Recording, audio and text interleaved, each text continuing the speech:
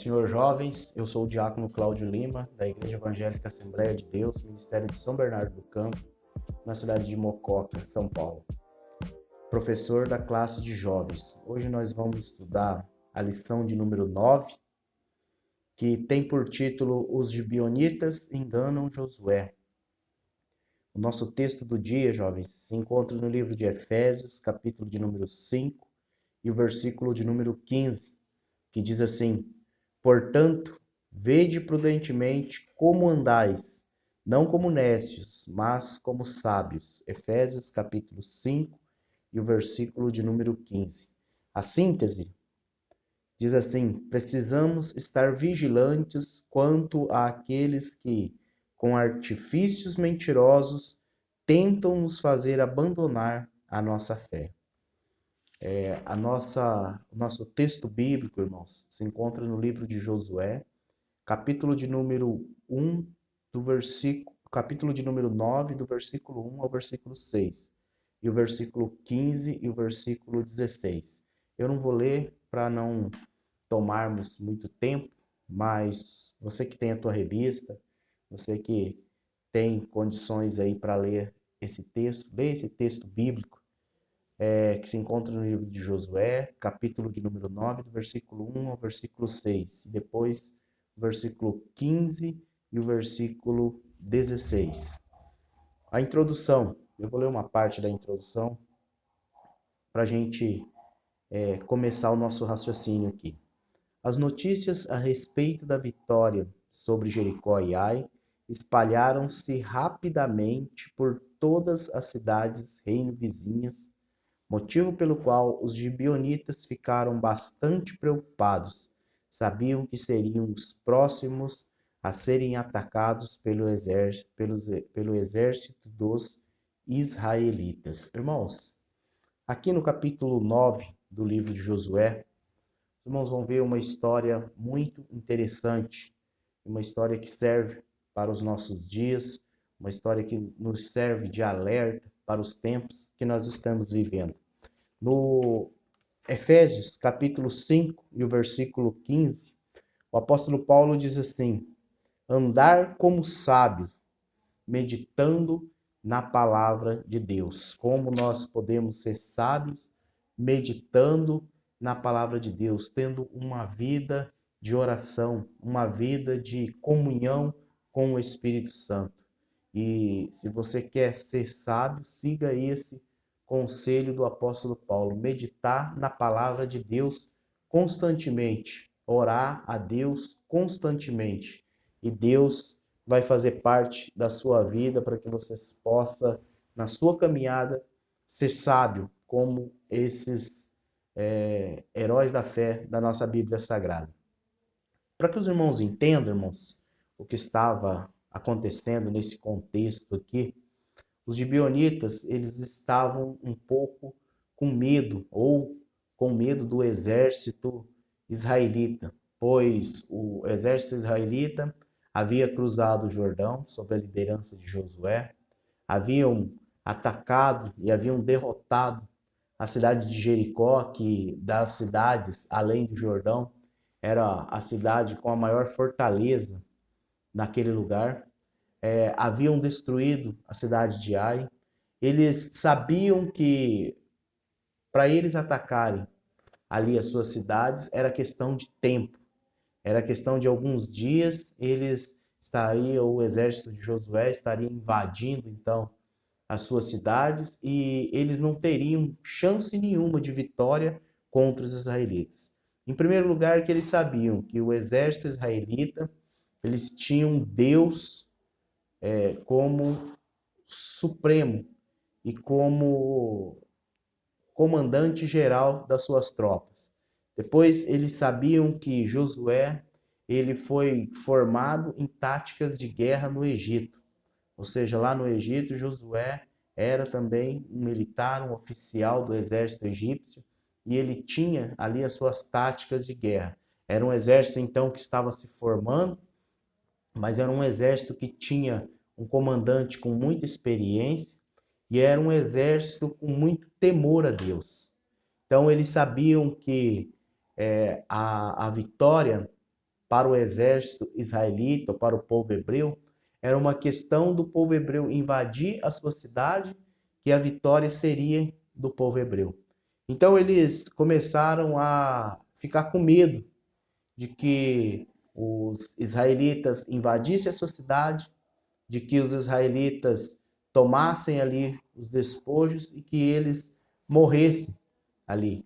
Então eles fizeram um comum acordo, ou seja, se juntaram muitas nações que antes eram inimigas ali, algumas nações que antes eram inimigas, se juntaram, fizeram uma aliança para se unir contra o exército hebreu. Ou seja, aquelas nações que antes eles eram uma contra a outra, agora estavam unidas para tentar deter o exército hebreu. Só que alguns povos ali sabiam que isso era como conter a maré com grãos de areia, porque sabiam que quem estava à frente do exército hebreu era o próprio Deus. Os hebreus tinham um temor a Deus ali e já ouviam falar de relatos do que aconteceu com o exército egípcio. O exército egípcio era o maior exército na terra naqueles tempos. E todos ali ouviram falar das grandezas que Deus fez no exército egípcio, para que o povo hebreu tivesse vitória. Então, eles começaram a ter medo do exército israelita. E entre eles, ou entre os gibeonitas ali, eles fizeram então fizeram ali uma estratégia, uma artimanha para tentar enganar Josué, para tentar enganar o exército ou o povo hebreu ali. O capítulo de número 1 aqui, o tópico 1, diz assim, irmãos: os inimigos se unem contra Israel, a inveja dos inimigos, certo? Então, os inimigos de Israel ali, aqueles povos que antes eram inimigos, agora começaram a se juntar, começaram a se unir para tentar deter ali o exército, certo? Eles eram um povo numeroso, um povo que se uniu, ficou mais forte ainda, talvez até maior do que o exército hebreu, porém eles não tinham as mesmas estratégias que Josué, eles não tinham o mesmo Deus que estava lutando com o exército israelita. Então, a derrota para eles era inevitável. A derrota para eles era uma questão de tempo. Alguns informantes diziam que por dali 3 dias Josué ia invadir aquelas terras e iam então fazer com que o povo hebreu invadisse as suas terras ali e conquistasse aquelas terras. Então, os inimigos eram numerosos. As pessoas que estavam lutando contra Israel, às vezes, tinham um exército até maior. Mas o Deus de Israel era maior do que qualquer exército. O Deus de Israel, ele era mais poderoso do que todos os exércitos da terra. Então, eles tinham isso em mente e sabiam que a derrota para eles era inevitável. Eles tinham que fazer alguma coisa, ou se render, ou fazer alguma estratégia para eles não morrerem. Então, eles decidiram então fazer uma mentira para que o povo pudesse ser enganado, o povo hebreu pudesse ser enganado. Colocaram ali homens, alguns historiadores dizem que foram homens fortes, homens que falavam bem, que tinham muita astúcia. Colocaram eles com roupas velhas, com sandálias já desgastadas pelo tempo. Colocaram pão embolorado dentro das suas mochilas ali, para dizer que eles vieram de uma longa caminhada, e mandaram eles até Josué. Quando Josué viu aqueles homens implorando pela vida, querendo fazer um concerto, Josué, aquela situação daqueles homens tocou seu coração. E ele decidiu então fazer um concerto com aqueles homens, porque aqueles homens chegaram e diziam para eles assim: olha, nós não queremos guerra contra o teu povo. nós não queremos batalhar contra o teu povo. Nós viemos de uma nação bem distante daqui. Então, nós queremos uma aliança com o povo hebreu. E Josué, sendo tocado pela situação daqueles homens que pareciam estar viajando por muito tempo, por muitos dias, pareciam que estavam com fome, com sede, que vinham de uma terra muito distante, Josué então decide fazer uma aliança com aqueles homens. E aqueles homens queriam participar. Olha, talvez Josué falando para eles, olha, vocês não podem pertencer ao nosso povo é único. Às vezes falaram assim para Josué, nós vamos servir, nós vamos se unir a vocês como servos de vocês, como trabalhadores para vocês, nós vamos trabalhar para vocês. E Josué fez uma coisa que às vezes eu e você fazemos. Tomamos uma atitude, uma coisa que nós fazemos e que não é certo na nossa vida como crente. Mas às vezes nós tomamos uma atitude ou tomamos uma decisão sem consultar a Deus. Ou seja, Josué, ele decidiu então fazer uma aliança com aqueles homens sem ao menos consultar a Deus sobre aquela aliança que ele estava fazendo. E então, quando nós fazemos alguma coisa, quando nós tomamos alguma decisão sem consultar a Deus, a trajetória daquilo, ela é terrível para nós. Porque nós, como servos de Deus, você jovem como servo do Deus Altíssimo, você tem que ter em mente que todas as coisas que você faz na sua vida, você deve pedir o auxílio de Deus para saber se é da vontade de Deus para aquilo. Se você tem desejo de um emprego bom, de um emprego fora do nosso país, consulte a Deus para ver se é da vontade dele de fazer aquilo. Se você almeja um cargo na obra de Deus, se você almeja fazer alguma coisa na obra de Deus, seja ela na obra missionária, seja ela dentro da tua igreja, seja ela ajudando o teu líder, ajudando o teu pastor, você deve ter em mente que tudo você deve consultar a Deus antes de agir. Se você pensa em um casamento, se você pensa em um relacionamento com outra pessoa, um namoro, um noivado, tudo, seja para você jovem, consulte a Deus para tudo que você for fazer. Eu ouvi um dia um pastor dizendo que para a gente, nós que somos crentes, que queremos trabalhar sempre na obra de Deus, que queremos fazer a vontade de Deus, nós não devemos nem ao menos mudar de casa sem que nós consultamos a Deus e que Deus aprove a nossa mudança. Então, aquilo fez um reflexo muito grande sobre o povo, porque aquele povo mentiu para Josué. Os embaixadores ali chegam e mentem para Josué que eles tinham vindo de uma terra longínqua e que eles não participavam ali, não eram da terra dos cananeus. Josué então faz aquele pacto com eles, faz aquele acordo com eles, e depois de 3 dias, Josué descobre que eles estavam mentindo para o povo. Então, Josué então decide então que iria invadir, iria tomar a cidade dos gibeonitas e que aquele povo, aquela mentira, teria uma consequência junto ao povo hebreu. Então, irmãos, todas as vezes que nós fazemos algo sem consultar a Deus, fazemos algo sem que Deus esteja presente nas nossas vidas, vai haver alguma consequência.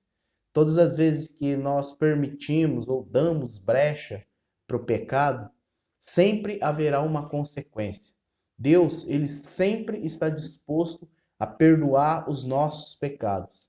Deus, ele sempre está disposto a nos tirar o pecado das nossas vidas. Porém, a consequência do nosso pecado nós temos que assumir. Nós vamos ter que dizer assim que vamos ter que enfrentar as consequências daquele pecado. Ou seja, quando nós praticamos algo que nos afasta da presença de Deus, nos arrependemos e buscamos novamente a presença de Deus, então nós temos que assumir ali as consequências do nosso pecado. Ou seja, o inimigo, irmãos, o inimigo, jovens, ele está sempre disposto a nos enganar. Assim como, usando aqui essa, essa história dos gibeonitas, eles fizeram isso, pois era uma estratégia deles de guerra. Eles não tinham mais outra coisa, não tinham outra estratégia para tentar vencer o exército hebreu. Enfrentar o exército eles não podiam mais, porque o exército estava muito forte, bem organizado e tinha Deus na frente do exército. Então, isso para eles era enfrentar o exército e sair vitorioso. Isso para eles era impossível, era fora de cogitação. Então, eles usaram ali as táticas ou a estratégia que eles tinham. Olha, vamos mentir, vamos tentar enganar para que nós possamos sair ilesos ou possamos ter as nossas vidas preservadas. O inimigo, ao contrário, o inimigo ele usa de mentira para te enganar. O inimigo ele usa de mentira, usa de astúcia para nos enganar e para que o pecado entre na nossa vida. Então, para nós combatermos essa mentira do inimigo, para que nós possamos lutar contra a astúcia do inimigo, nós devemos orar a Deus, nós devemos ler a palavra de Deus, nós devemos buscar a presença do Espírito Santo. E não pense você que o inimigo ele usa de astúcia ou ele usa de malícia, que ele vem de um lugar longe.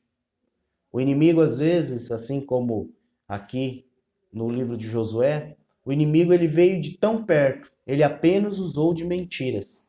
Ele estava muito perto do povo hebreu. Ele apenas estava usando de mentiras, estava usando de malícia, estava usando de astúcia para enganar o povo hebreu. E o inimigo, às vezes, ele vem para te enganar e ele pode estar muito perto de você. Às vezes pode ser que seja aquilo que estão te oferecendo, que você acha que não tem nenhum mal. Às vezes pode ser que seja aquilo que estão te dando, que você acha que, ah não, isso aqui é uma pessoa próxima de mim, isso não vai me prejudicar, não vai me fazer mal. Mas tudo que entra em desacordo com a palavra de Deus, tudo que te oferecerem que entra em debate ou entra contra a palavra de Deus, isso é astúcia e isso é coisa do inimigo para te enganar. O tópico de número 3 aqui. Uma história de juízo e misericórdias. Os gibeonitas são punidos. Após o povo hebreu conseguir a vitória sobre os gibeonitas, eles já não podiam voltar atrás com aquele acordo, porque era uma coisa de extrema de extrema necessidade que eles cumprissem com a sua palavra, que eles cumprissem com o seu acordo. Então Josué ele não poderia voltar atrás, mas eles então deram uma punição aos gibeonitas, de que os gibeonitas deveriam servir a Israel, servir ao povo hebreu durante a sua conquista ali. Eles não morreriam, porém eles teriam que servir ao povo, teriam que cortar madeira, teriam que fazer o trabalho pesado, teriam que servir no templo para que nas tendas da congregação, para que os sacerdotes fossem alimentados, fossem supridos. Então, o povo ali, os gibeonitas ali, eles viraram como se fosse um servo para manter a sua vida, para preservar a sua vida, como servo do povo de Israel. Só que vejo eu, na minha concepção, de que a bênção, ela se tornou, a maldição, ela se tornou uma bênção para os gibeonitas. Porque Eles teriam as consequências do que eles fizeram. Só que ali foi uma estratégia que eles usaram para que suas vidas fossem poupadas. Em guerras, se os irmãos pegarem histórias de guerras aí, eles sempre usavam de estratégias para que as vidas fossem preservadas. E essa foi a estratégia dos gibeonitas, porque eles sabiam que eles não podiam vencer aquela guerra. Então eles usaram daquela estratégia, enganando Josué, enganando o povo hebreu, para que eles preservassem a sua vida. E aquilo que poderia ser uma maldição para eles, se tornou uma bênção, porque eles estavam servindo ali o povo de Deus. Pouparam ali as suas vidas, então, e eles estavam servindo ao povo de Deus e mantendo ou conseguindo manter as suas vidas ali na sua terra. O povo hebreu então conquistou a terra dos gibeonitas. Eles conquistaram ali, mas não mataram o povo, porque consideraram aquela aliança que Josué fez com aquele povo. Foi um erro da parte de Josué fazer aquela aliança sem consultar o Senhor, mas também foi ali, creio eu, uma vontade de Deus que o povo servisse ao povo hebreu e ficasse ali como servo do povo hebreu, ajudando na manutenção do sacerdote e para o sustento do templo e dos que estavam envolvidos ali com a obra do Senhor. Isso se tornou uma bênção para eles. Tudo que você faz, tudo que você consegue fazer a Deus, que você coloca ali seu coração disposto a fazer, Deus está pronto para perdoar, não importa quem você foi no passado. Deus, ele está pronto para te perdoar, está pronto para te fazer uma pessoa útil para a obra dele, uma pessoa que pode fazer grandemente a obra dele. Então, para que você não seja enganado pelo inimigo, para que você tenha a certeza de que o inimigo não vai conseguir te enganar. Meditação na palavra de Deus, oração, peça a presença do Espírito Santo. E eu tenho certeza que Deus, ele te fará sobressair sobre todas estas coisas, sobre todos os enganos do mundo, sobre tudo, todas as malícias que o mundo aí fora pode te enganar. Mas Deus é maior que toda a astúcia do inimigo. Deus abençoe cada um dos irmãos, Deus abençoe cada jovem e peço aos irmãos que continuem orando pela nossa nação, por todos os povos no mundo, para que este problema seja resolvido e que na próxima aula possamos estar aqui já juntamente com os irmãos adorando o Senhor na beleza da sua santidade. Deus abençoe os irmãos.